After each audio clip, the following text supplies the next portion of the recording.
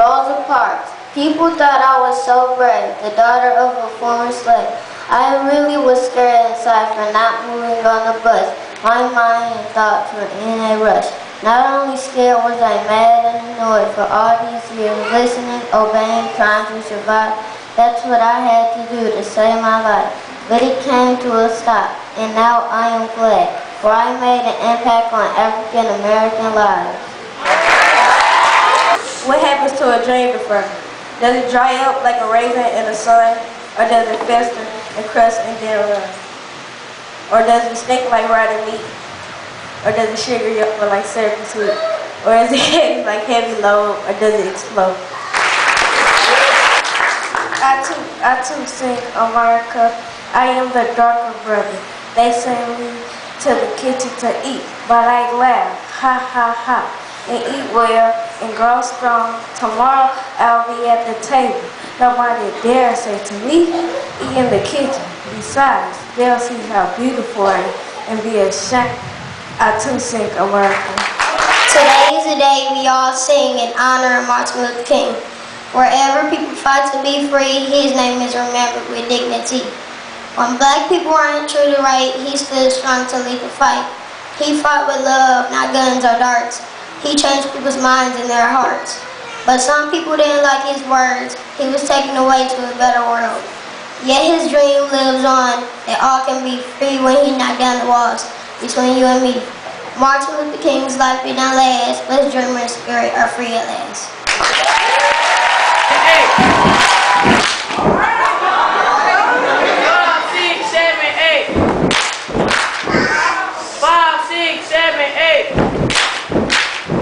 5, 6, 7, 8. 5, 6, 7, 8. 5, 6, 7, 8.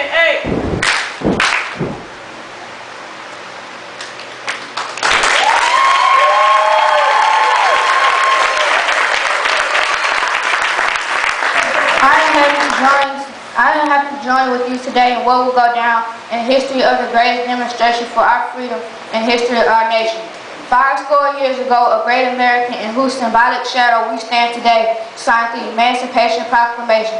This momentous degree came from a great beacon light of the hope millions of Negro slaves who had been seared of the flames of the withering injustice. It came as a joyous daybreak to the end of the long night of their captivity. But 100 years later, the Negro is still not free.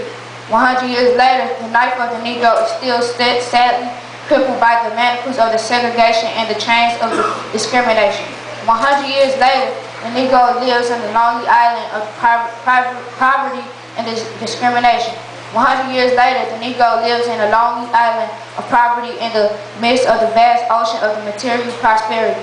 100 years later, the Negro is still languished in the corners of the American society and finds himself in exile in his own land. And so we've come here today to dramatize a shameful condition. In a sense, we've come to our nation capital to cash a check. When this architect of our republic wrote the magnificent words of the Constitution and the Declaration of Independence, they are singing the promissory note to which every American was to fall here. This note was a promise that all men, yes, black men as well as white men, will be guaranteed that the unbelievable rights of life, liberty, and the pursuit of happiness. It is guaranteed that the unbelievable rights of life, liberty, and pursuit of happiness. It is guaranteed that the unbelievable rights of the liberty and the pursuit of happiness. It is obvious today that America has defaulted the promissory note insofar as her citizens of color are concerned. Instead of honoring his scared obligation, America has given the Negro people a bad check, a check which has come back marked insufficient funds. But we refuse to believe that the Bank of Justice is bankrupt. We refuse to believe that there are insufficient funds of the great vaults of the opportunity of the nation. And so we've come to cash this check, a check that will give us upon demand and the riches of freedom and the security of justice. We have also come this hollow spot to remind America of the fierce urgent of now. This is no time to engage the luxury of cooling off to take the tranquilizing drug of gradualism. Now is the time to make real of the price of democracy. Now is the time to rise from the dark and desolate valley of the segregation to the sunlight path of the racial justice. Now is the time to lift our nation from this quicksand of racial injustice, of the solid rock of the brotherhood. Now is the time to make justice reality for all of God's children.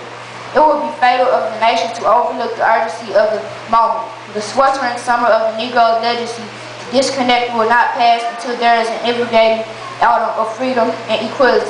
1963 is not an end, but a beginning. All of those who hoped that the Negro needed to blow out the steam and would not be content will have a rude awakening if the nation returns to business as usual. And there will be neither rest or tranquility in America until the Negro is granted of the citizenship. The whirlwind of revolt will continue to shake the foundations of our nation until the bright day of justice emerges. But there is something that I say to my people who stand the warm threshold will lead into the palace of justice and the process of gaining our rightful place. We must not be guilty of our wrongful deeds. Let us not seek to satisfy of our thirst of freedom by drinking from the cup of bitterness and hatred. We must forever conduct the struggle of the high plane of dignity and discipline. We must not allow our creative protest to degenerate into the physical of violence. Again and again, we must rise the majestic heights of meeting physical force with soul force. The marvelous new militancy with the engulf of the Negro company must not lead us to destruct all of the white people. For many of our white brothers, as evidenced by their presence here today, have come to realize that their destiny is tied up with our destiny, and their freedom has come inextricably bound with our freedom. We cannot walk alone. As we walk, we must pledge that we shall always march ahead. We cannot turn back. There are those who are asking the devotes of civil rights, when will we be satisfied? We can never be satisfied as long as the Negro is the victim of the unspeakable honors of the police brutality. We can never be satisfied as long as our bodies heavy the fatigue of travel cannot gain lodging in the motels of the highways and the hotels of the cities. We cannot be satisfied as long as the Negro's basic mobility is from a smaller ghetto to a larger one. We can never be satisfied as long as our children are stripped to their selfhood and robbed their dignity by signs stating, for rights only. We cannot be satisfied as long as a Negro in Mississippi cannot vote. A Negro in New York believes has he nothing for which to vote. No, we are satisfied as we will be satisfied, and justice rolls down like water, and righteousness like a mighty stream. But I am unmindful that some of you have come from a great trial and tribulation. Some of you have come fresh out of narrow jails, and some of you have come from areas where your quest for freedom, left in the battered by the storms of persecution and staggered by the wind of police brutality. We have been the veterans of creative and staggered by the wind of the police brutality. We have been the veterans of creative suffering. Continue to work that the faith of unhearing suffering is redemptive. Go back to Mississippi. Go back to Alabama. Go back to South Carolina. Go back to Georgia. Go back to Louisiana. Go back to slums of the ghetto of the northern cities, knowing that somehow this situation will be changed. Let us now wallow in the valley of despair. I say to you today, my friends, and so even though the face of difficulties today and tomorrow, I still have a dream. It is a dream deeply rooted in the African American dream. I have a dream that one day this nation will rise up and live out the true meaning of its creeds. We hold the truth of self-evidence that all men are created equally. I have a dream that one day on the red hills in Georgia, the sons of former slaves and the sons of former slave owners will be able to sit down together at the table of brotherhood. I have a dream that one day, even the state of Mississippi, a state of sweltering with the heat of injustice, sweltering with heat of oppression, will be transformed into an oasis of the freedom and justice. I have a dream today. My 4 little children will live out a nation where they will not be judged by the color of their skin, but by the content of their character. I have a dream today. I have a dream that one day, down in Alabama, with this vicious racist, with the governor having his lips drooping with the words of oppression and nullification, one day, right there in Alabama, little black boys and black girls will be able to join hands and will be sisters and brothers.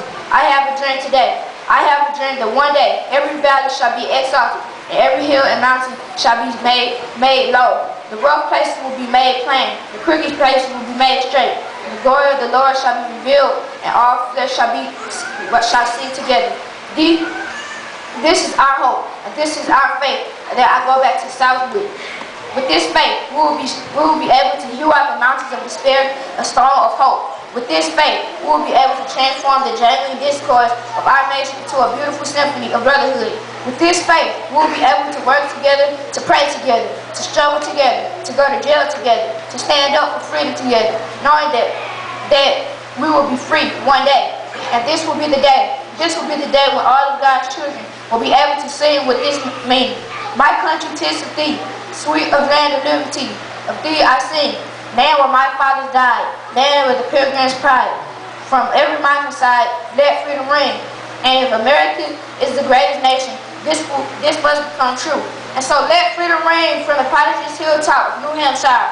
Let freedom ring from the mighty mountains of New York. Let freedom ring from the hiding allergies of Pennsylvania. Let freedom ring from the snow-capped rockets of California. Let freedom ring from the curving slopes of California. But not only that, let freedom ring from Stone Mountains of Georgia. Let freedom ring from Lookout Mountains of Tennessee. Let freedom ring from every molehill and hills. From every mountainside, let freedom ring. And when this happens, when we allow freedom to ring, when we let it to ring from every village and every hamlet, from every state and every city, we'll be able to speed up that day when all of God's children, black men and white men, Jews and Gentiles, Protestants and Catholics, will be able to join hands and sing in the word of the old Negro spiritual. Free at last, free at last. Thank God Almighty, we are free at last.